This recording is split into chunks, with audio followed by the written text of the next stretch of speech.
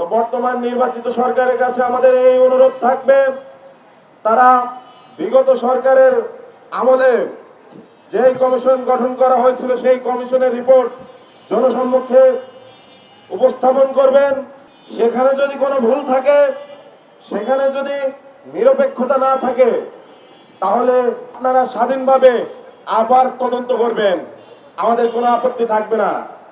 আর যদি পূর্ববর্তী রিপোর্টকে একেবারে বাতিল করে আবার নতুন করে কমিশন গঠন করে আবার বিচার প্রক্রিয়ার দিকে যান, সেক্ষেত্রে আমাদের মনে সন্দেহের উদ্রেক করে।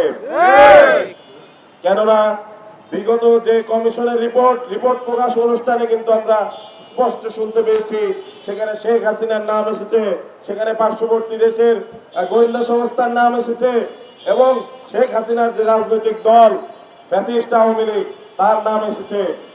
যদি এখানে কোনো একটি শক্তিকেও বাতিল করার চেষ্টা চলে, তাহলে বিডিআর কল্যাণ পরিষদ শুধু নয়, সারা বাংলাদেশের ছাত্র জনতা আবারও মাঠে থাকবে ইনশাল্লাহ।